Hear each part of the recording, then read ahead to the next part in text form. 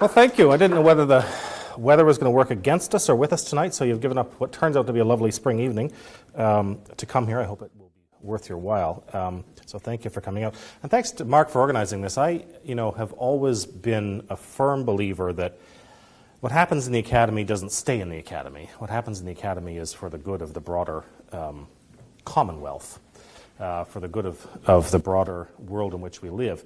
It's a place for kind of specialized, inward-focused research, but I've never been one of those people that believe that the university should be off on its own and everybody else doing their own thing over here. So the opportunity to cooperate and to make known some of the riches of academic research in a public forum such as this, I think, is a wonderful thing.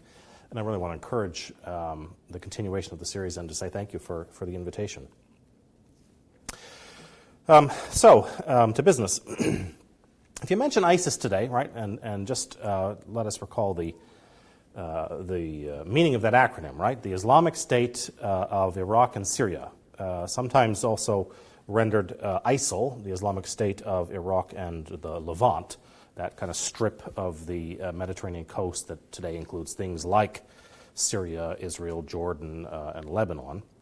To mention ISIS today is often to awaken one of two responses.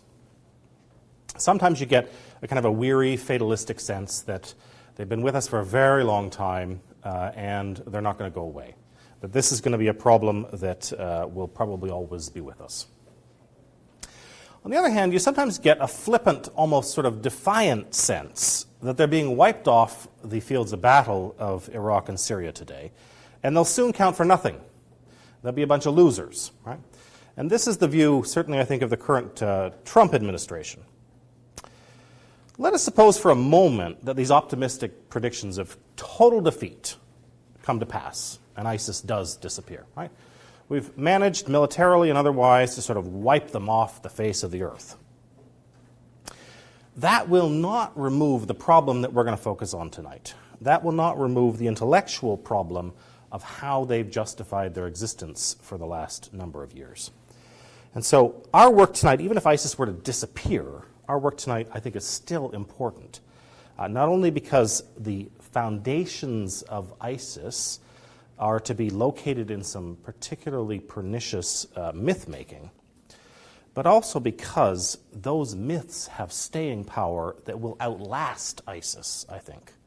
So even if ISIS were defeated, I think it's still important for us to look at some of these historical questions because the justification used by ISIS in its claims about history of the Crusades manages to play on, to capture a long-standing suspicion of a lot of people outside of ISIS and a lot of people outside of the Islamic world too. So I think we really need to look at this history. Because, as I mentioned, the history of the Crusades that ISIS draws on is actually a history that many non-Muslims themselves both believe and propagate. So part of what we're going to do tonight, then, is to lay out the claims of ISIS in its various forms of propaganda about what they think the Crusades were. Then we're going to look at some serious academic history, much of it written in books, some of which you can actually check out before you leave here tonight from the library. And then finally ask, okay, if the Crusades as told by ISIS do not line up with serious academic history, and ISIS knows this, then what's going on? What's really going on? In other words, if you're propagating myths or fantasies or lies, and you know you're doing it, why are you doing it?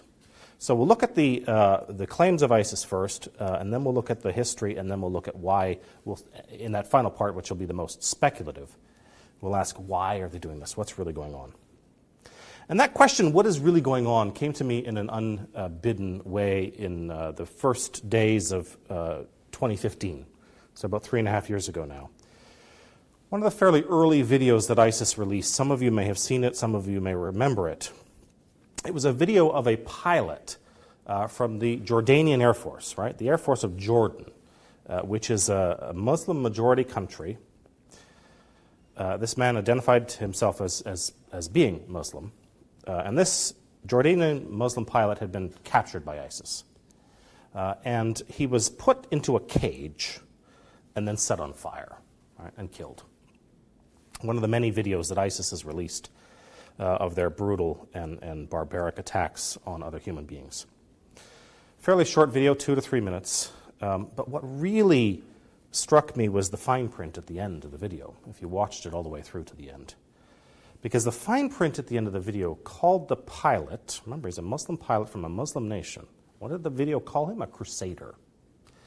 What did it call his king, his Muslim king? A crusader. What did it call his country? A bunch of crusaders.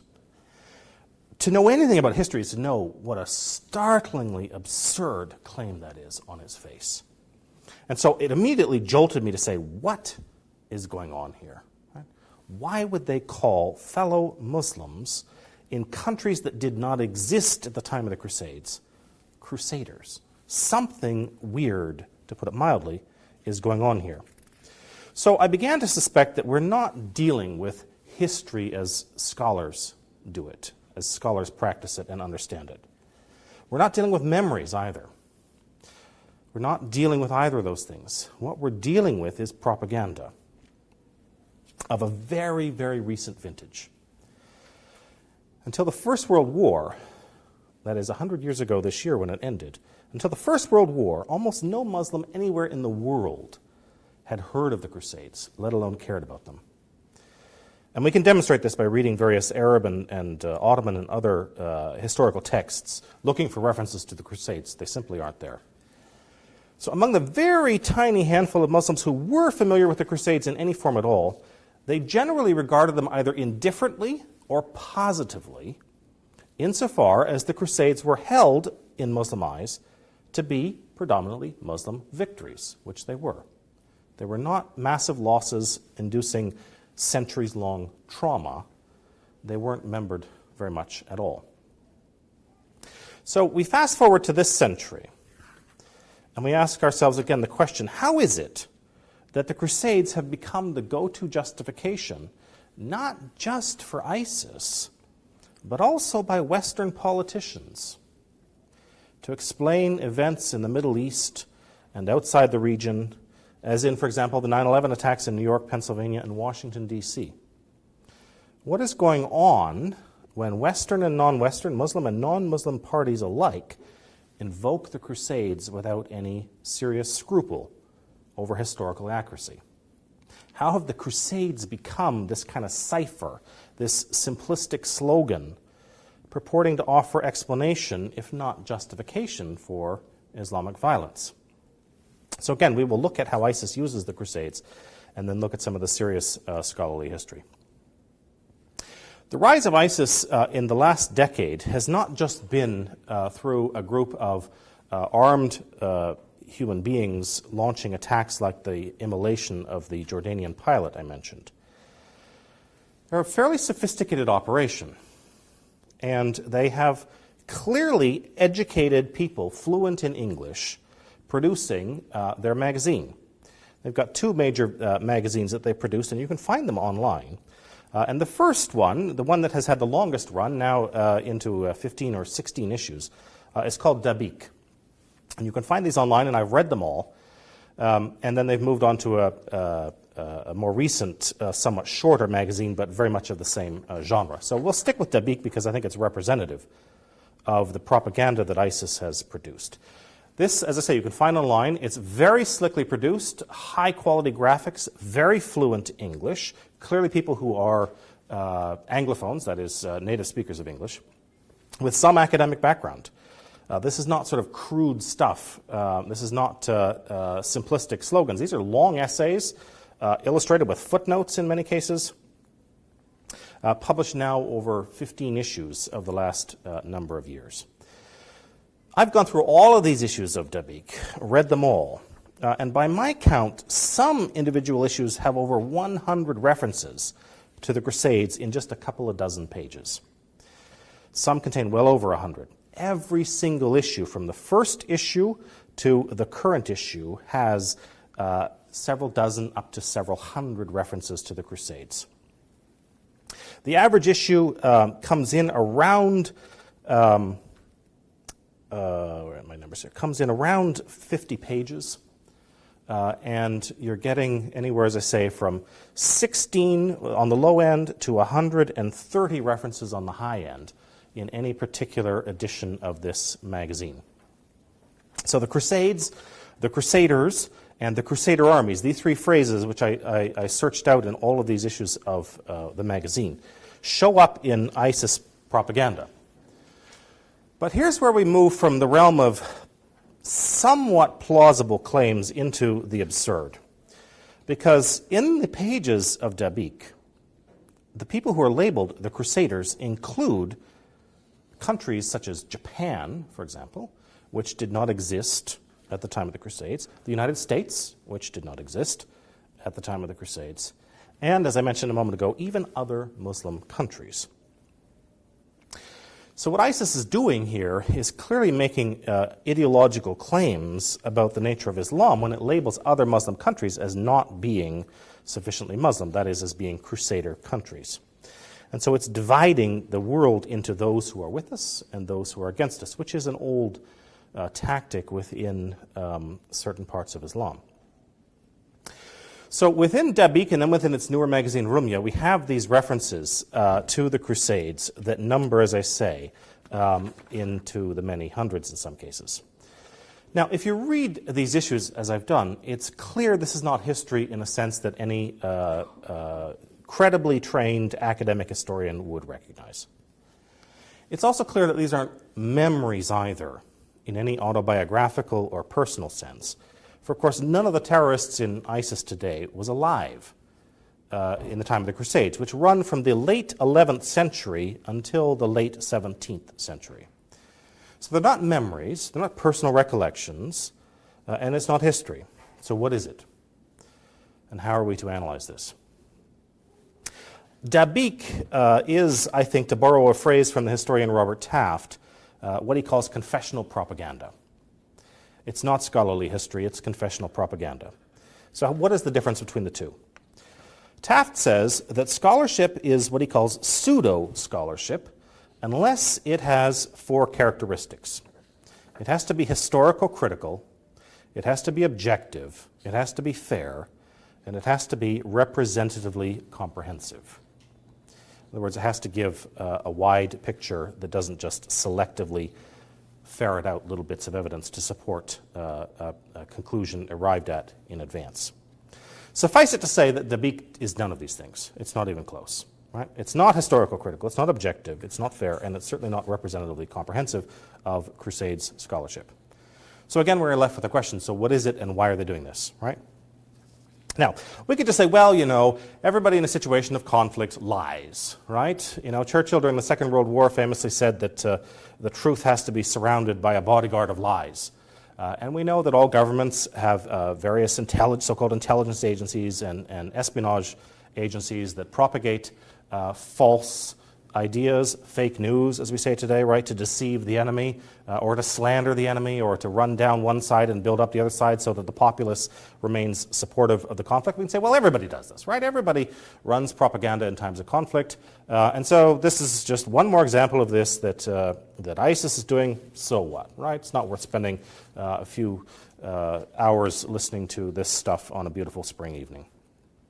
But I would say to that we should not permit ourselves the luxury of just blowing this off and saying it doesn't matter. Because ISIS propaganda has been lethally effective. We know that it's inspired people to try to get to the Middle East to join ISIS or to launch attacks in places such as France, Belgium, and the United States, including 2 years ago next week, the attack in Orlando, Florida, which killed 49 people and wounded a further 53. The murderers of that attack have openly admitted that they were directly inspired by ISIS propaganda.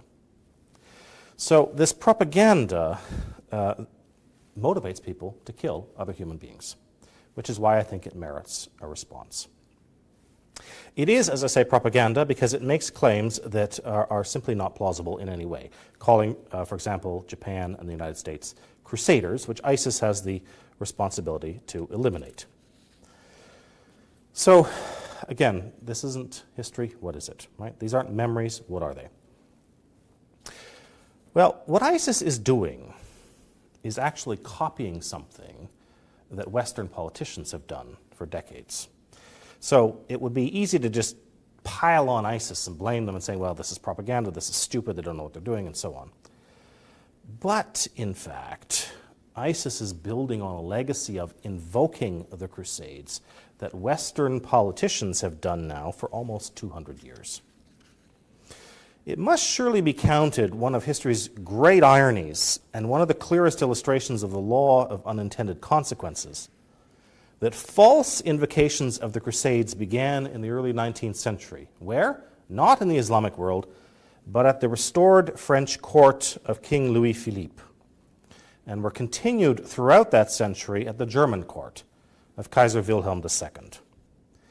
Others, too, got in on the act: Norwegians, Belgians, the Spanish, and the English. All of these Western governments in the late 19th century sought to rewrite Crusades history in order to bask in the martial glories they ascribed to the period and wished to see revived in their own day among Christians. European Christian monarchs, then, the French king, the German Kaiser, and others, invoked the Crusades. Aided by other Catholic and Lutheran churchmen across the continent, they invoked the Crusades as what Vomik Volken calls a chosen glory, whose re-remembering could revive a martial spirit among Christians, not least in that century's competition for colonies, and then later in the First World War, during which, as Philip Jenkins and Elizabeth Seabury have both extensively documented, Christians of all traditions regarded their side as engaged in a crusade against the godless others, and during which, moreover, Western Christian powers deliberately encouraged their subject or allied Islamic populations to think in crusading terms. So ISIS's invocations over the last decade of the Crusades are in some ways derivative of modern Western Christian usage. Closer to our own day, and here in our own country, consider the reaction in the months after the attacks of 9/11, now almost 17 years ago. A month after those attacks, that is in October of 2001, former President Bill Clinton, who of course had left office only that January, gave a widely publicized speech at Georgetown University, in which, trying to explain the attacks in Pennsylvania, Washington, and New York a month ago, said the following, and I quote, "Those of us who come from various European lineages are not blameless. Indeed, in the First Crusade, when the Christian soldiers took Jerusalem, they burned a synagogue with 300 Jews in it and proceeded to kill every woman and child who was a Muslim on the Temple Mount. I can tell you that that story is still being told today in the Middle East, and we are still paying for it," unquote. More recently still, President Barack Obama, in February 2015, when he was still in office, in discussing ISIS claimed, "Unless we get on our high horse and think that this is unique to some other place, remember that during the Crusades and the Inquisition, people committed terrible deeds in the name of Christ." Now, it is demonstrably false that Muslims have, as Clinton argued, long memories stretching back over centuries in which successive generations have somehow remembered the humiliation of the Crusades. And we can demonstrate this. We can demonstrate this because no history of the Crusades in Arabic was written until 1865. And that was written by an Arab Christian author. There was, in fact, no term in Arabic language sources for the Crusades until that phrase was coined in the late 19th century, and again by Christian Arabs. References to the Crusades in any Islamic source prior to the 19th century are vanishingly few, for the simple fact that most Muslims were not interested in non-Muslim history. And those few who were interested in the Crusades regarded them as unremarkable, because they were, quite simply, just one more victory in a long line of victories over imperial Christian powers stretching back to the first conquests of Christian Syria and Egypt in the 630s and the 640s. Arab and later Ottoman Muslims, we must recall, not only conquered these territories, but by the middle 7th century had conquered all of North Africa and invaded Spain too. The Ottomans would later build on this, extending their empire into Hungary and twice laying siege to Vienna. So Islamic history, contra Bill Clinton, is not, in fact, one with long memories of constant humiliation and defeat at the hands of Western powers. Quite the opposite, in fact. But who knows this today? Part of the perverse genius of ISIS propaganda, it seems to me, is how adeptly it has picked up and played upon the self-denigrating fantasies Western politicians retail about Western history. Fantasies that their ignorant populations generally swallow. In doing so, ISIS is surely aware of the exploitative power of this bogus history to give them two advantages. The first is an at least partially or initially sympathetic hearing from Western citizens, who, ignorant of history in general and Christian history in particular, reproach themselves and beat their own breasts at their supposedly wicked past, almost every detail of which is either false or so grossly distorted as to be nearly unrecognizable historically. The second advantage is that this portrayal of the Crusades equally exploits the late 20th century Christian guilt over and increasing repudiation of violence and warfare. Since the 1960s, the Catholic Church and other Christian bodies have become increasingly pacifistic, as seen, for example, in the repeated appearances of the popes of Rome before the United Nations in New York to pound the podium and say, "War no more," as both Paul VI did and John Paul II. These exclamations of the Roman popes are indisputably at odds with most Christian tradition until at least 1918, which regarded war as justifiable in some circumstances and violence in any circumstance was held to be ethically neutral. Most Christians today regard these claims as almost incomprehensible, as seen, for example, in Pope Francis's repeated denunciations of war and violence as very nearly intrinsic evils. So if ISIS, as well as other Western politicians and church leaders, studied Crusades history, rather than buying into the version that Bill Clinton so ably summed up, what would we discover? The modern writing of one of the people mentioned in the bibliography, the modern writing of Crusades history owes incalculable debts to Jonathan Riley Smith, the Dixie Professor of History at the University of Cambridge until his death in September of 2016. For nearly 50 years, in scores of articles and books, Riley Smith has been making the Crusades known largely based on original sources. His research has now influenced the next generation of scholars, some of them trained by him at Cambridge, but now teaching here in the US and elsewhere. Riley Smith has a handy phrase for summing up how he views the Crusades based on this primary source material. He calls them penitential war pilgrimages. As he's repeatedly shown, most Crusaders did not think in terms of politics or public theology. They were not seeking the glory of either their own state or the church. Still less were they seeking money or land, because in fact most Crusaders lost a good deal of both, having to finance their own trips and often returning to find their homes and properties sold or stolen. Finally, the idea that all Crusaders set out to deliberately humiliate, dominate, or destroy Islam must also be set aside as modern political propaganda. Rather, Riley Smith and others have demonstrated, the Crusaders sought one thing. It wasn't money, it wasn't glory, it wasn't power. They sought one thing, the salvation of their own souls. The Crusaders regarded these activities as private acts of penance or penitence. In other words, they had led lives which brought them to a point of breakdown. They felt that they had led lives of great sin, they had done terrible things, and one way to make up the debts they had incurred by committing these sins was to lay their lives on the line by going to the Middle East on a crusade. This was a way of paying back that debt. So it was a penitential pilgrimage. It was a costly one. Many never returned. If they did return, they returned with great injuries. So why, given these expenses and burdens, did they go in the first place? If they're not there to gain in material terms, if they're not there solely for the acquisition of power or glory, why go? What would motivate somebody to go? The medieval imaginary, to borrow Charles Taylor's phrase, had an overpowering sense of the burden of sin, which weighed deeply on one. So deeply, in fact, that you were willing to put your life on the line to make up these debts, these sins to God. For us today, we find that rather hard to understand.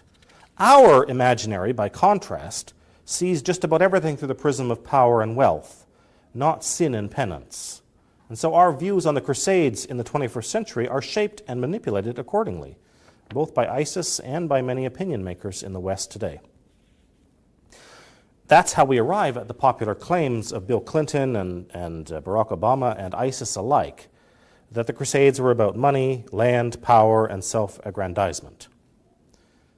But if you read the sources, if you read the diaries the Crusaders kept, if you read the letters the Crusaders wrote, if you listen to the sermons that they were preached and recorded by churchmen on the Crusades, you realize that the modern notion of what the Crusaders was doing is very, very different from how the Crusaders saw themselves.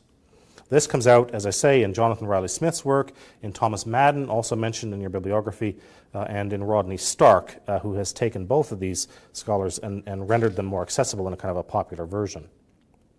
So they're not about money, they're not about land grabs, they're not about power and glory.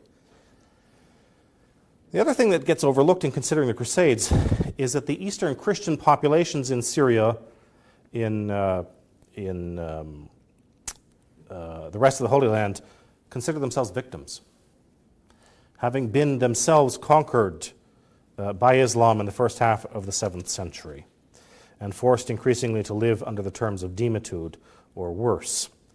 Western Crusader Christians who came did so, they thought, to liberate these Eastern Christians. And as they were doing that, they considered that this was a legitimate act of self-defense, that these innocent Christians had been invaded and conquered against their will by another power, and that their fellow Christians were coming to liberate them. Again, under the terms of the just war tradition worked out from the 4th century onward by Augustine and others in the West, this was a justifiable use of force on the part of the Crusaders. But as I mentioned, very few people today, including Christians, know this. And so ISIS propaganda, when it talks about the Crusades, actually achieves a sympathetic hearing in many ways, because people either don't know the history or they bought into some version of the history that Clinton articulated, and they think, yes, we did terrible things, so we can understand. We might not agree with the tactics of ISIS, but we can understand why they're doing that. So ISIS is exploiting historical ignorance in its propaganda. So what do we do about that? How do we counter that? Do we just, as I mentioned earlier, dismiss this all and say, well, in situations of conflict, everybody engages in propaganda. You just have to wait it out and realize this is a lot of nonsense? Is that what we do? Again, as I mentioned earlier, I don't think we can legitimately do that, because there are people being inspired to kill by this propaganda. So if we can't just dismiss it, we're still confronted with the question, what is going on here? And then what can we do about it? So now I want to speculate a little bit on what I think is going on and what we might be able to do about it. I think there's some deeper issues going on here, beyond the level of modern politics in the Middle East. I think there's some significant issues going on here at both a psychological and an historical level, and I want to sort of lay out how I see those. So after watching that video of the Jordanian pilot now 3.5 years ago, watching all the other videos that ISIS has put out, reading their propaganda, and thinking about this, I began to return to some earlier work I did in the 1990s in psychology, and in particular in psychoanalytic thought. Because as I'm sort of grappling my way through this propaganda, asking myself, what's going on?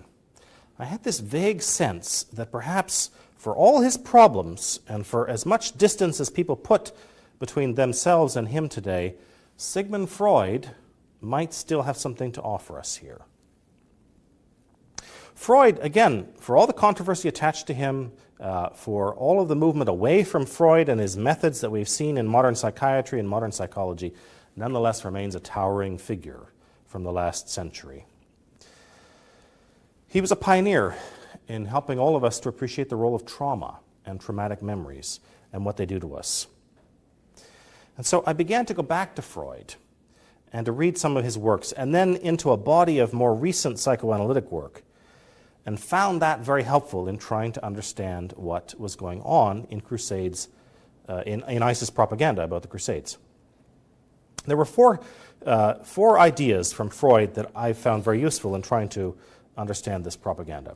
Freud talks about what he calls screen memories, first of all. He talks about transference. Thirdly, he talks about projection. And then fourthly, and finally, he talks about splitting off of repressed and displaced rage. So what are screen memories? This goes back to Freud's landmark book, the one that first vaulted him to attention in 1900, The Interpretation of Dreams. Freud talked about how dreams often throw up screen memories for us. In other words, the screen hides the real memory, right? The screen here is hiding something, right? It's hiding a whiteboard with a message on it, right? So Freud says a screen memory is what you would see in your dream. You just see this. I dreamt I saw this big white panel on the wall. I don't know what that means. But what Freud's argument was that oftentimes we see this because what's back here is too difficult or too traumatic for us to recollect. We don't want to because it's too damaging. Sometimes we can't even. It's not even a question of do I want to recall this memory. It was so deeply traumatic in the original commission that this screen has now dropped to protect me because the cost of remembering it is too great. Of course, later on, as the century unfolds, we would recognize some of this Freudian theory in what modern psychiatry calls post-traumatic stress disorder. Right? So we've got screen memories that block out other memories because those other memories are too painful, too traumatic for me to be able to bear. Some of the other things that Freud talked about, transference. As he's working with patients, Freud discovered this strange dynamic that people often assumed that he, as the psychoanalyst, was fulfilling the role of other people from earlier in their lives, typically parents or others from childhood. And people transferred on to him as the analyst certain expectations and feelings that actually originated with their parents or others earlier in life. Notion of projection. Another one very familiar that we owe to Freud, right? Projection is something I do onto somebody else, right? So we project an image onto the screen, but human beings also project, again, various expectations, feelings, traumas, and memories onto other people. You meet somebody who reminds you of your mother. Well, a nastier woman than your mother never drew breath. You can't stand her. What's your relationship like with this person that reminds you of your mother? Right? That was what Freud talked about as transference. And then the splitting off. Certain feelings are too painful, too traumatic, too difficult to deal with. I break them off, often from conscious recollection, and they get stuck over here. So these are some of the ideas from Freud that I found useful in going back and rereading this propaganda from ISIS. Why split off? Well, Freud said splitting off is often something we do after a situation of trauma and mourning. So what is it that ISIS could possibly be mourning? What trauma are they hiding behind the screen onto which they project these fantastical images of the Crusades? Right? So in other words, ISIS propaganda is this screen here. They're throwing up all these ideas about the Crusades, which are false, because the ideas that are back here are too difficult to deal with. So what are those ideas that are hiding behind this screen? Again, this is a very speculative part, and I want to tread carefully here, because we're not laying people down on the couch to analyze them individually, but we are looking at the propaganda, and I think there are certain psychological dynamics that emerge. So what's the trauma that the screen memory is masking as far as ISIS is concerned? If you read the propaganda, ISIS is very clearly seething with anger at the West, right? American, British, French, German, Canadian, and other governments. And we could take them at face value and say, well, these governments must have done bad things. But one of the things we learned from Freud is that people are not always in touch with what's really going on. And so it looks like they're mad at these governments of the West, but that anger, I think, is, again, a screen. they're angry at these governments, but I think they're angry at somebody or something else behind the screen. So what is it they're angry at? What is it they're mourning? What is the trauma that's being screened by blaming modern Western governments? Well, if we go into the recent past, we could say we've had 15 years of American-led warfare in the region that has done incalculable damage. The invasion into Iraq in 2003 is what really allowed ISIS to grow in the first place. And so in one sense, we could say ISIS is legitimately raging against American and Western invasion of the region. But I would say that some of the rage goes back even farther than that. Yes, a lot of it is tied to 2003. And I think in that regard, some of it is quite understandable, if not justifiable. But I think the rage and the mourning and the trauma goes back well beyond 2003. I think what we're looking at here is a situation of what's called chosen trauma. And as I was exploring Freud and more recent, more modern psychoanalytic scholars, I came across the work of Vomik Volkan, who's cited on your bibliography, recently retired from the University of Virginia, and more recently the historian and psychoanalyst Charles Strozier of the City University of New York. Both of them I've found very valuable in helping to understand ISIS propaganda.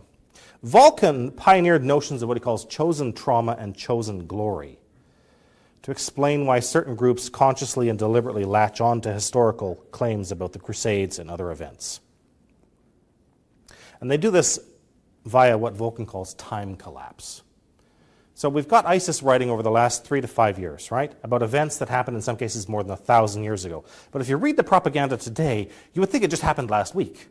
Right? This is what Volkan calls time collapse. You take basically 1,000 years and you just mash it together so that the events of the First Crusade in the 11th century could have just happened 2 weeks ago. So I think this is what ISIS is doing. They've collapsed the time and they've chosen to fasten onto this trauma. Why? Again, I think it's a screen memory. Now, the idea of chosen trauma sounds somewhat passive, as though you merely chose a ready-made bucket of chicken at the drive-thru or picked up the floor model of the vacuum cleaner and brought it home without having to put it together. But what ISIS is doing is more than merely choosing the Crusades. They have constructed an entire narrative in which they, and indeed all Muslims, are said to be humiliated, not just by Western powers who existed during the Crusading era, but also, as I mentioned, by modern nation-states that did not exist at the time, Japan, Russia, and the United States among them. So they've taken Crusades history and used it to construct narratives of humiliation. This, it seems to me, demonstrates a conscious awareness of what they're doing. In fact, if you read the propaganda, you get the sense that people who have written this know that they're telling a story that is not true, but they're doing it for other reasons. So what do we do with all this? Right? If these are screen memories hiding trauma and rage, what do we do with this? Right? Is there anything we can do? As I mentioned, obviously, we can't put people on the couch. And we can't simply force ISIS to sort of read proper history rather than propaganda, right? Where we could challenge this stuff. But what if we listen to this propaganda again in a psychoanalytically aware fashion, with one ear asking, what's going on underneath the surface? You know, Freud said when he's got a patient on the couch and he's sitting behind them, he listens with what he calls an evenly hovering attention. You're listening to the patient's words, yes, but you're also trying to pick up the feelings, the allusions, the references.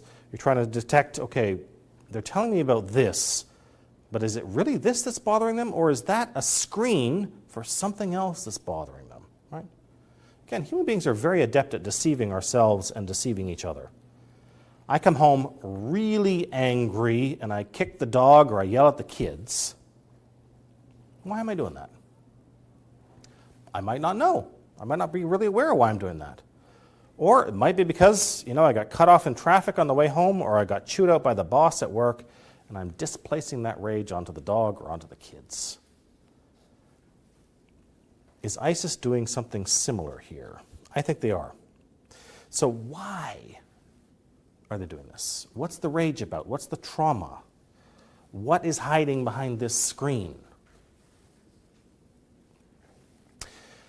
To answer that question, I think we have to understand the apocalyptic worldview of ISIS and of Islam generally.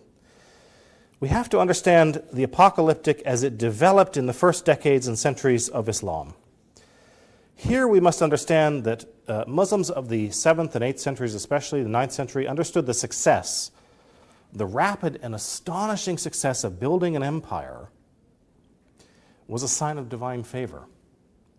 It was confirmation from God that Islam was indeed the one true faith and that they were doing what God wanted. That's why they were awarded with land, power, and glory. The fact that such an empire was built in just over a century, easily snatching and grabbing territories that had in some cases been held by the Romans for hundreds of years, and the fact that this vast empire stretched from the sands of Arabia all across North Africa into Spain and later into southern and central Europe, as well as north into the Caucasus, was seen as a sign of God's favor. Allah was smiling on the people conquering these territories. That empire, through some permutations, would last until the First World War. Successive generations over centuries of Muslims grew up believing that the empire existed because of divine favor.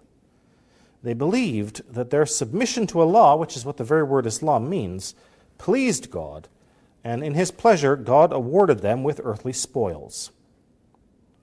So you've come, having grown up for over 1,000 years with this view of history, you've come to 1918. Really 1918 through the Paris Peace Conference of 1919 and then into the early 1920s. But you come to 100 years ago, the end of the First World War. You can imagine what a massive epistemological crisis, to use Alistair MacIntyre's phrase, was caused by the loss of the First World War and the dismantling of the Ottoman Empire, largely at the hands of the British and the French. If you read, for example, the memoirs of David Lloyd George, the British Prime Minister from 1916, he makes it very clear that he could not stand the Ottomans and that, if nothing else, the destruction of the Ottomans was one of the goals he was going to pursue when he took over the leadership of the wartime British government. And so in 1918 and in 1919 at the Paris Peace Conference, the empire is dismantled by the victors. I mean, this is classic military strategy here, right? To the victors belong the spoils. They get to dictate what happens. So in that sense, it was nothing new. But if you're a Muslim who's grown up believing that for over 1,000 years we've had these territories because God has favored us, and now they're being taken away from us, and given to whom?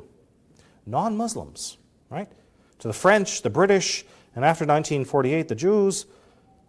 This is an astonishing development that I think has caused often poorly expressed and misdirected rage and mourning. And one of the things Freud has taught us is that unexpressed or poorly worked through mourning often manifests itself in both melancholia, as he calls it, or depression, we would say today, and rage, especially among men. It seems clear to me that many Muslims in ISIS and elsewhere have unfinished mourning at the loss of the once glorious Ottoman Empire. In his recent and magisterial history, The Ottoman Endgame, War, Revolution, and the Making of the Modern Middle East, which I think is on your bibliography, it's a fabulous book about the collapse of the Ottoman Empire. Sean McMeekin repeatedly uses the word lament to describe the reaction of many Muslims to the loss of the empire. But lament, for both political and theological reasons, has largely remained unvoiced for a century now within Islam. In its place, we get instead, as Freud saw, rage and projection, displacement and distortion that undergirds ISIS propaganda about the Crusades. But if, as I showed above, these so-called invocations of the Crusades are recent inventions, and not, in other words, long fixed parts of Islamic memories going back centuries, which they're not. If this is true, then we have some modest grounds for hope in thinking that we may be able to move past them and to forget them. So what I want to do in conclusion here tonight is to raise some questions, and I'll be keen to hear your thoughts on them. And my question is really this: have we not arrived at the time where our social and collective insistence on remembering the losses and victories, the traumas and the glories of the past needs to be questioned, needs to be challenged. How do we know that remembering is morally superior to forgetting? On an individual level, there is abundant and emerging psychological evidence that human memory simply cannot function without a very great deal of regular forgetting. An inability to forget is, in fact, a deep flaw in memory. A healthy memory forgets all the time and must forget to remain healthy. Is not the same thing true of what we choose to remember as a society or culture? Memory is not perfect on an individual level, and nor are historical memories perfect on a political or a social level. Indeed, as I've suggested, sometimes these so-called memories of past traumas or past glories are largely concocted in the present for political reasons. People do not actually come to those memories on their own. They're instructed to believe these things about the past. Do we not need to question the insistence on remembering certain things? Would it not be better, in other words, to forget certain things? This, it seems to me, is nowhere as important as in the situation of the Crusades, the case of the Crusades. They were forgotten, as I mentioned earlier, throughout Islamic and especially Arabic history until about 100 years ago, just over 100 years ago. Could we not forget them again, a second time? Recent writers, some of them again mentioned in their bibliography, Bradford Vivian, Manuel Cruz, and David Reef, have all challenged the primacy of social remembering and instead provocatively asked, what if forgetting historical trauma is in fact the better way forward? Forgetting, David Reef has recently argued, has at least three important benefits. He says forgetting is more mature, is more likely to bring peace, and is no more likely to ensure repetition of a traumatic, violent event than enforced remembrance is to prevent it. If all this is so, then it would seem that forgiveness will do likewise, and perhaps with even better results than forgetting alone. As with his emphasis on forgetting, Reef is a socio-political pragmatist with regard to forgiveness, noting that few people are more uncontrollable or more dangerous than a social group that believes itself to be a victim, as ISIS clearly illustrates. Reef argues that such victims, whose collective so-called memory has likely been ginned up or exaggerated in key aspects, must learn to forget those episodes, and more important, the resentment that they engender, the resentment, the anger, and the rage they engender. In this regard, Reef's book could equally be titled In Praise of Letting Go of Resentment, insofar as resentment often spurs victims to become perpetrators themselves. If they can let go of resentment and attempt something like forgiveness, then we have hope to believe that the cycle of vengeance can be broken. None of this will be easy. None of this is easy. And we have to caution ourselves against facile and cheap counsel to people, well, just let it go, right? If you've lived through a deep trauma, that's not something you can just wish away, right? That's something that will often remain with you. And so I don't want to suggest that this can be done easily or to make light of that deep trauma. But we're not talking about deep trauma in the case of ISIS invocations of the Crusades, because there is none. On a human level, to forgive, and perhaps even more to forget, both require extraordinary courage and effort. They are actions of power, not of weakness. The one who has not forgiven remains under the power of the trauma, and the one who caused that trauma. A desire to avenge the memory of a past trauma is, as Evagrius of Pontus from the 4th century and the ascetic tradition developing from him understood, a desire which keeps me prisoner. I am not free, but I remain enslaved to my disordered thoughts, the logismi Evagrius talks about, and the deranged memories, because anger and its desire for revenge are always enslaving. Forgiveness, by contrast, is liberating, and forgetting perhaps even more so. Thus we can say that the one who forgives regains partial power and freedom. The one who forgives and forgets may well regain full freedom and healing. Conversely, the one who seeks revenge and vows forever to remember a certain trauma remains a slave to those memories and their passions. If we accept this, then we must ask ourselves how this may be brought about. Can forgiveness be demanded? Can forgetting be required and enforced? No. Simply demanding that ISIS forget the Crusades is, of course, a fool's errand. So what then can we do? Perhaps some suggestions may be found in the work of the contemporary Spanish philosopher Manuel Cruz, again, I think on your bibliography. Cruz's book is not advocating ignoring history, but as he says, moving to the far side of history. He says, we know in order to forget, but we forget in order to be able to pursue. We know so that we can forget. And we forget. Why? So we can pursue. So we can be free to pursue other things. We let go of this thing to pursue something else. History has not ended. History has simply been blocked, Cruz says. Are there any ways, finally, of unblocking history? Let me end with a final suggestion here and a question. I want to take us back to the so-called wars of religion in the aftermath of the Reformation in Europe in the 16th century.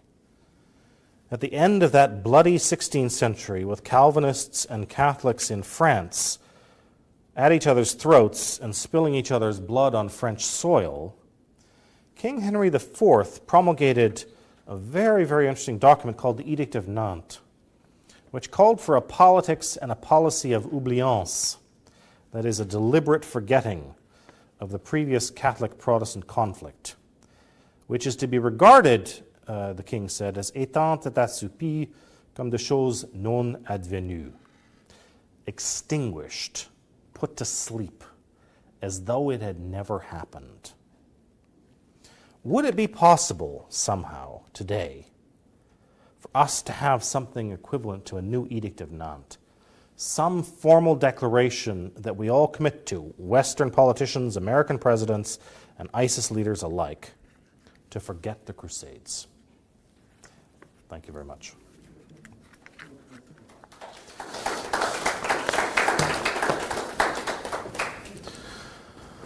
As I said, I left those with questions. I'm keen to hear your thoughts, and to my mind, the best part of any presentation is always this time. So fire away, please.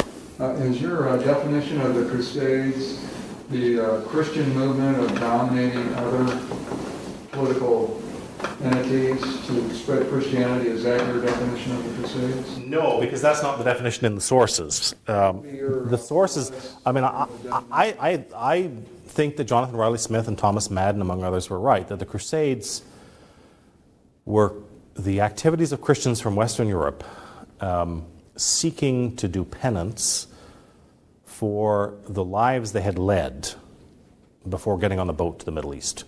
In other words, what Riley Smith has documented through the letters of the Crusaders and the diaries and the sermons and others texts of the time was that the Crusaders didn't see themselves as coming to bring a Christian empire or as coming to pillage or coming to force conversions. Some of that happened in isolated individual cases.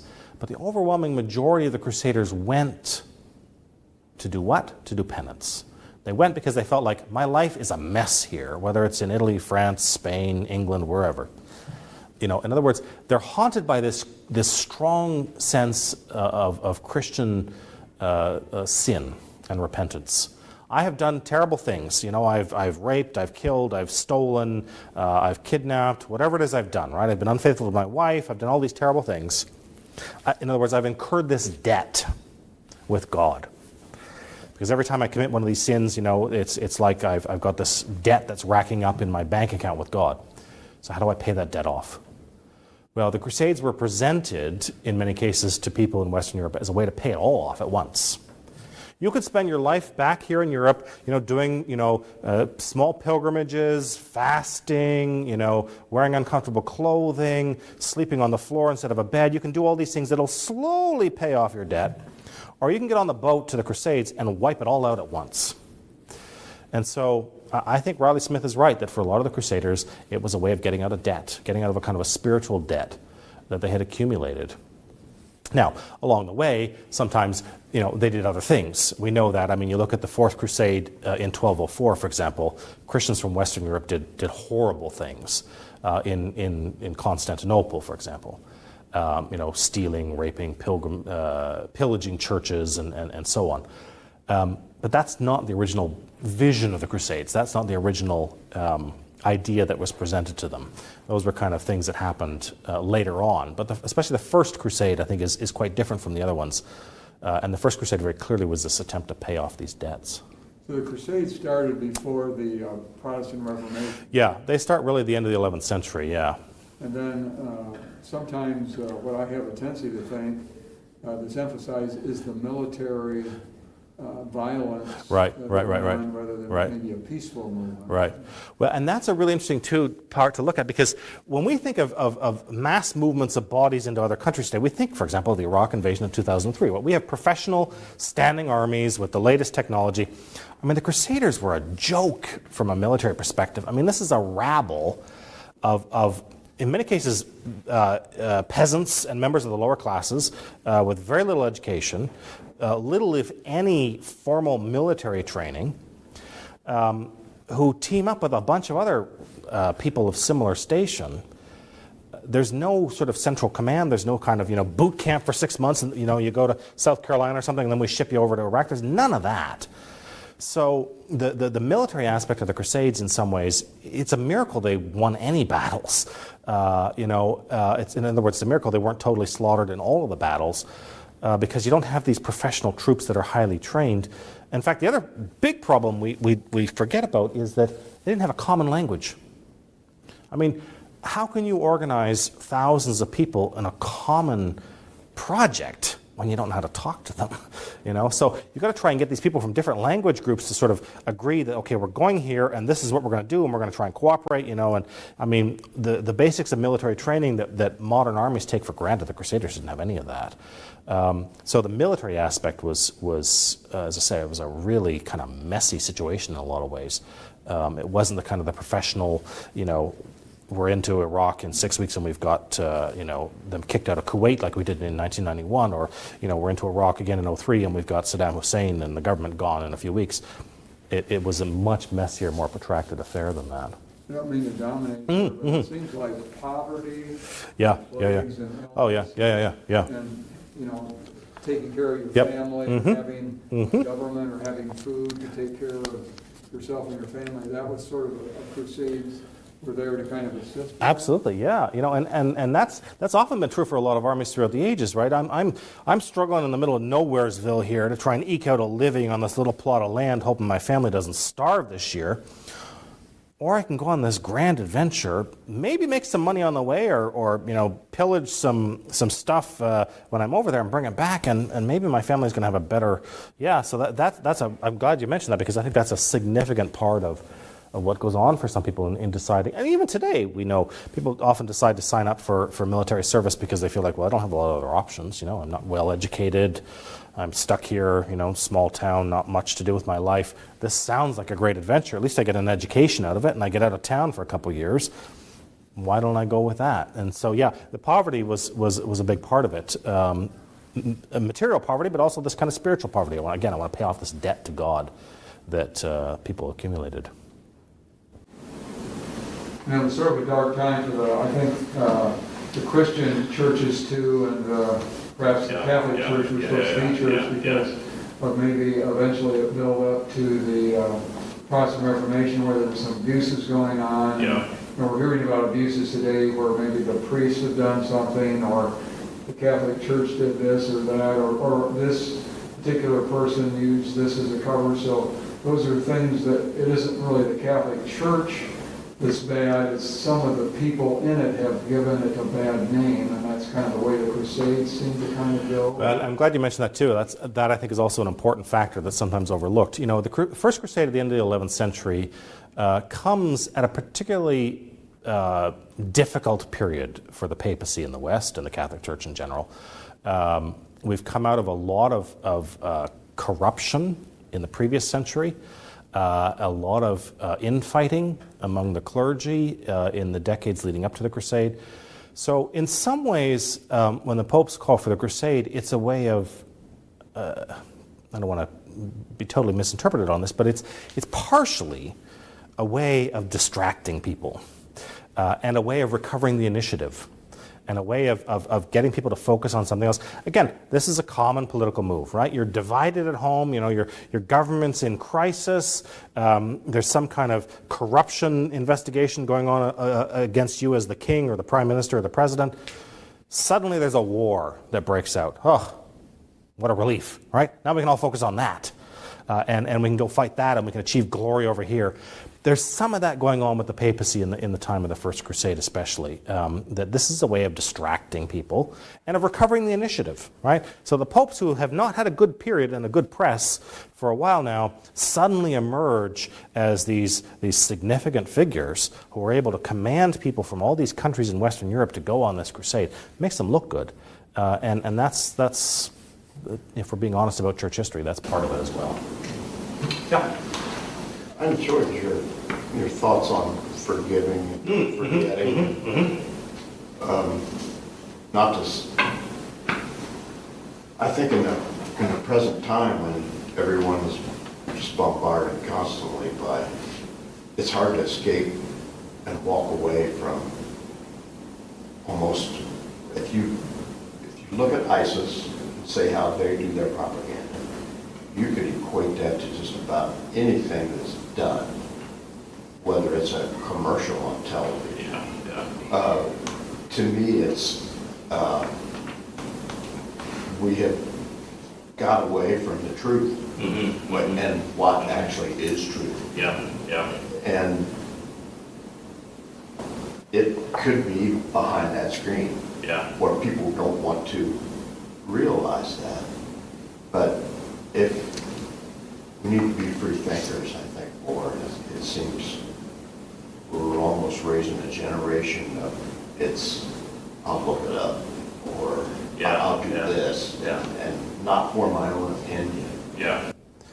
And part of that, I think, is time and lack of patience, I mean, okay, I want to know what the Crusades are. Well, I'm going to Google it right now and I'll get the quick answer from Wikipedia or something in 30 seconds. I always say to my students, places like this, like a library, are invaluable, because what you need to do, and I mean, I use Google all the time, and search engines and databases that can be really helpful. But to sit down, to take the time, and to go through some of those sources, and just immerse yourself in them, read them, and form that kind of worldview, and say, wow, there's a lot more here than the quick summary that I picked up on Wikipedia or on somebody's blog or Facebook or whatever it is. And oftentimes what you'll discover in doing that is it's a lot messier too. We like to get these things in neat, tidy little bits to say, well, these are the bad guys and these are the good guys, or this is this and this is that. But sometimes, if you immerse yourself, and I love doing this as a student, I just go and plunk myself down in the middle of the stacks in the library and just go through all the back issues of a particular journal or a series of books on a topic, and you realize, wow, there's so much stuff here that doesn't come up or people don't pick up or don't know. But you got to have the time to do that, I mean, that can take time. And in our age, I think I think you're absolutely right, we don't often want the truth. We want something that sounds plausible or gives us comfort, and we want it quickly. And feel good, and we don't want to be able to devote the patience and the time to sort of picking through this stuff and saying, this picture's a lot messier, a lot more complicated than the ideological vision that I get, whether it's from a Democratic president or a Republican one or whoever it is. I'm intrigued with the forgive and forget too, because we can't individually do that in our own families, hardly at all. And then we widen it out. And then you've got our country who has for years said, remember the Alamo. I can't imagine that we're ever going to let go of 9/11. We have our own share of forgiving and forgetting to do as well. Yeah, and thank you. I don't know how that will happen with some of the divisive politics that we have going on. No, and I don't either. I don't have any answers to that. But I do think it's an important question to ask ourselves. What do we gain by hanging on to some of these memories? Or what will we lose if we let some of them go? Would we lose anything? I think that's often the unexamined fear, right? Well, if I let some of this stuff go, I'm going to lose something, right? There's going to be a hole here. There's a gap. I'm going to feel the loss of it.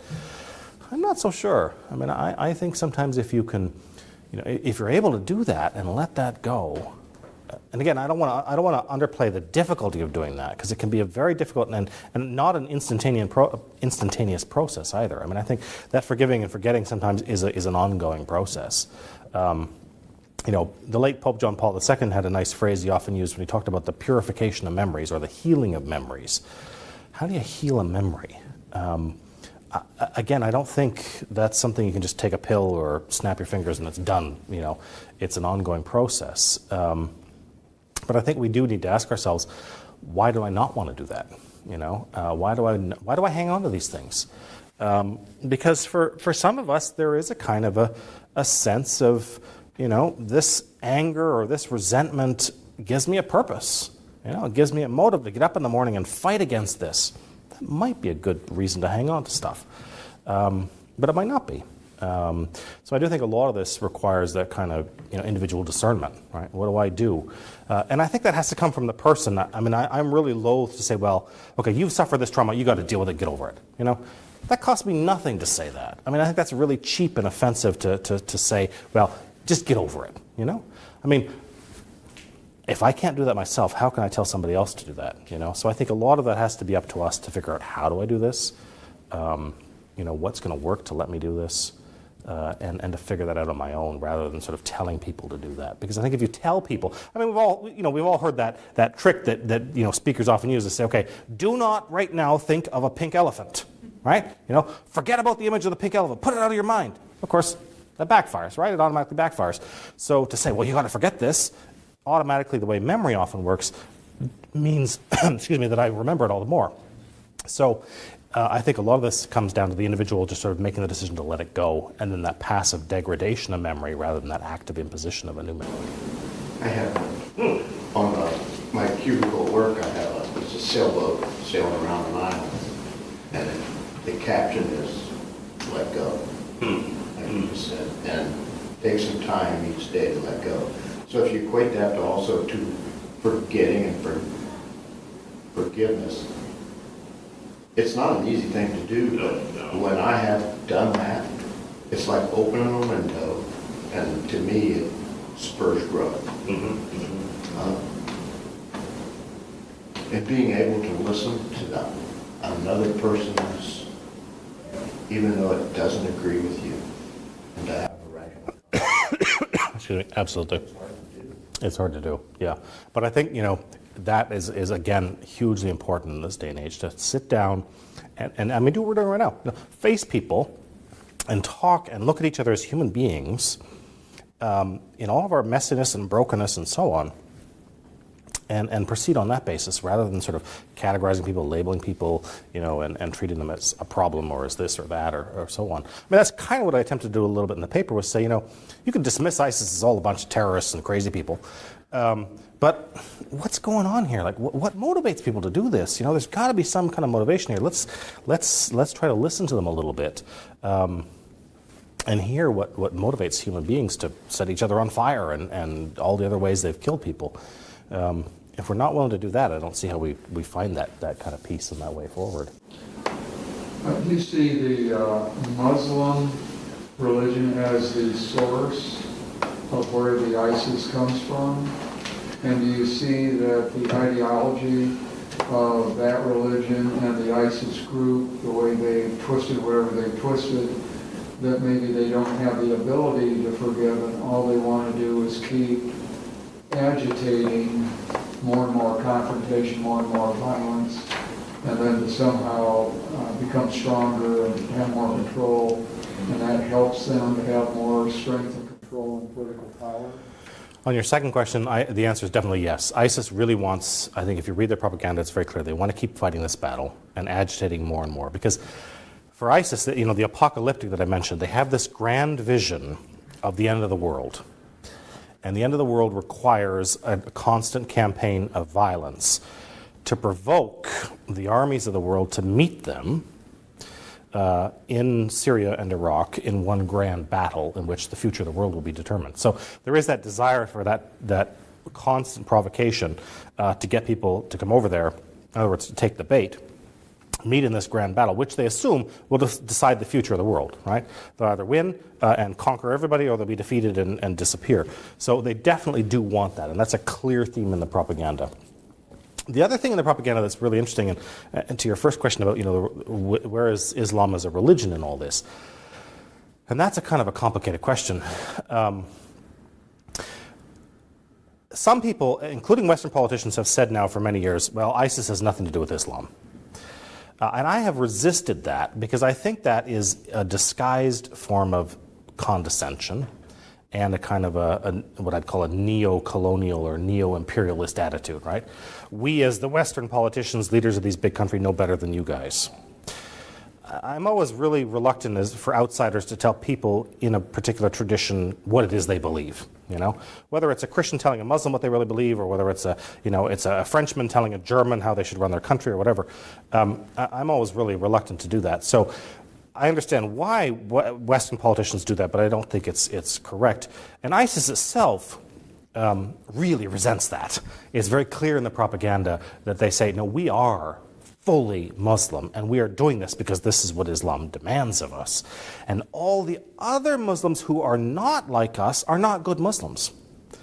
So in some ways what ISIS is doing is fighting an internal civil war against other Muslims, which, if you know the history of Islam, there's always been that kind of undercurrent of civil war between Sunnis and Shias, and more recently Wahhabis and others. So if you ask a member of ISIS, are you really committed to Islam? They will say, we are more committed than any other Muslim in the world. But if you ask Muslims outside of ISIS, is ISIS part of Islam? A lot of them will say no.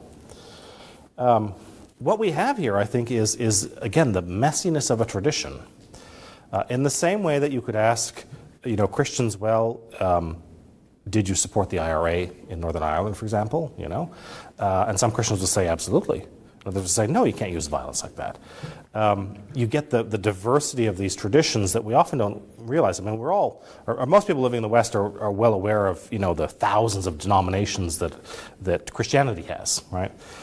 We're far less aware of the diversity within Islam. ISIS says we are definitely a part of Islam. Lots of other Muslims say, yeah, we're not so sure about that. But I do think you can find within Islamic history and Islamic theology certain beliefs and strains that would lend support to some of what ISIS does. But I would equally say you can find within Islamic history and the life of Muhammad clear support for tolerance, for leaving people alone, right? In other words, you just take the Quranic texts themselves, like the Bible, it's a mess, right? It's got all kinds of stuff all over. The Bible's a mess. I mean, you got people calling, Jesus calling for you to love your neighbor. You got other parts of the Bible saying, well, dash the children on the rocks, I mean, and everything in between. The Quran is just like that. And so you've got parts of the Quran that say, for example, Jews and Christians are doing a good job. They are blessed by God. Leave them alone. God's going to sort it out in the end. Right? But you've got other passages in the Quran and the life of Muhammad that say, Jews and Christians are transgressors, they've done terrible things, you should get rid of them. So, does ISIS represent Islam? It represents parts of Islam. I would not want to sort of read them out of Islam the way, certain U.S. presidents would say, well, ISIS has nothing to do with Islam, right? I don't think outsiders should be doing that as a principle, but I also don't think as a matter of substance you can do that given the source material you have to work with. I think there's some there that could be used to support that. So like it was brought up earlier, the wonderful act of forgiveness and peacefulness and trying to live with many diversified beliefs and being able to have the freedom to keep your own beliefs. That would be something that maybe the Muslims themselves might agree to in their doctrines, and ISIS would be on the violent side, just sort of like the Ku Klux Klan would be more of a violent side of, the Christian movement, you might say. Yeah, ISIS does not want, and this is where ISIS doesn't even know its own history, because if you read early Islamic history, that is up to the 9th century, so the 7th to 9th centuries, there's a strong, well-developed legal culture within Islam that lays out a whole scheme for how Muslims are to treat Jews and Christians and how to tolerate them, right? ISIS wants nothing to do with that. I mean, ISIS makes it very clear, if you are not a Muslim like us, never mind if you're a Jew or a Christian, you're out, you're done, right? Game over. That is itself estranged from, as I say, the Islamic legal history of the 7th to 9th centuries, which lay out these codes, we call them the dhimmi laws, for how Muslims and Christians and Jews are to live together. They're not perfect laws by any means, but for their day and in their time, they're actually very advanced and tolerant. And ISIS either doesn't know that or doesn't want to know that, because its view is, we got to get rid of everybody who doesn't join us. And so that whole strand of tolerance that exists within Islam itself is just basically cast out by ISIS because they don't want that tolerance. They view tolerance, like forgiveness and forgetting, as I mentioned. Tolerance is seen as weakness. Whereas I think to tolerate somebody else that you don't agree with, it takes a lot of strength, right? It'd be easy to punch somebody in the face that you don't agree with, right? Or kill them, get rid of them, right? Problem solved. Joseph Stalin's famous phrase, right? Where there's a man, there's a problem. No man, no problem. It's hard to sort of restrain that and say, you know what? I can't stand what you've just said, but we're going to live together. That takes strength. That's not weakness, But I think for some people, they don't understand that. You think? You mentioned about the papacy and whatever. I don't remember the timeline, but I know they just had a split around that same time with the Eastern Church. Yeah. I don't remember which came first. The split, which there's a whole complicated history there. The split is dated to 1054. First Crusade comes in 1095. So that's part of it. Although that doesn't really come into play until 1204, the Fourth Crusade. Well, I was going to say, because you mentioned the Fourth Crusade. Yeah. So that was all violence done against non-Muslims. So it was against that's Eastern Christians. So Exactly. And that's why if you talk even today, I'll never forget this. When Pope John Paul II went to Greece in 2001, there were people on the streets of Athens burning him in effigy, calling him the Great Crusader of Rome. Because they remembered, or they claimed to remember, very similar to what ISIS does, I think, these diversions, right? You're supposed to be going from Western Europe down to the Middle East, but instead we hop over to Constantinople and we sack the city.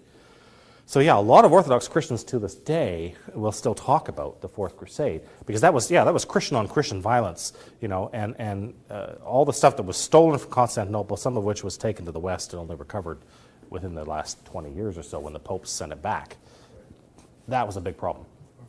And then the other thing is, with the motivation for ISIS now, many of them live in countries where the rulers live these lavish, extravagant lifestyles, and they're stuck in the dirt, scraping by.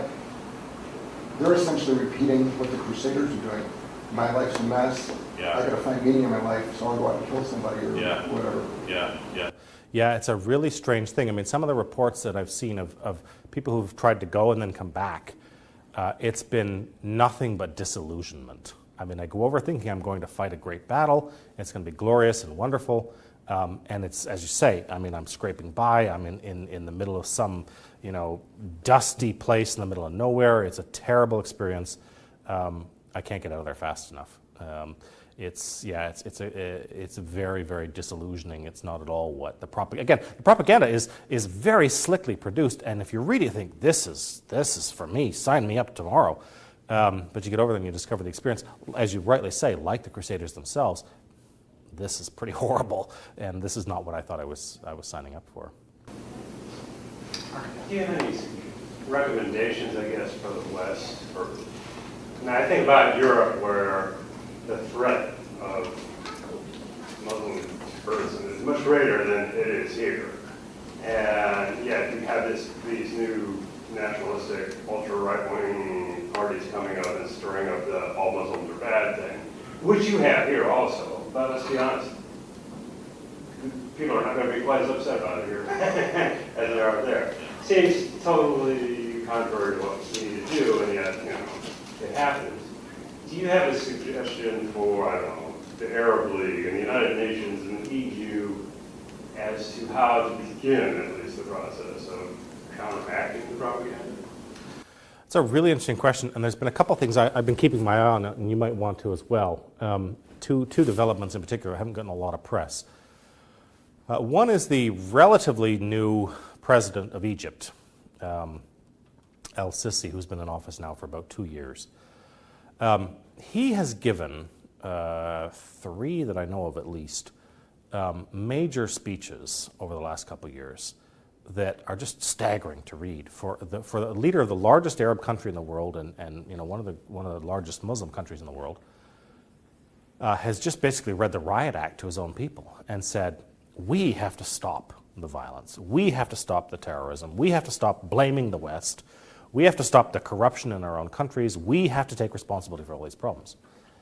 Now, rhetoric is one thing and action is another, but even for the leader of a Muslim country to say that, I'm still kind of flabbergasted when I reread those texts.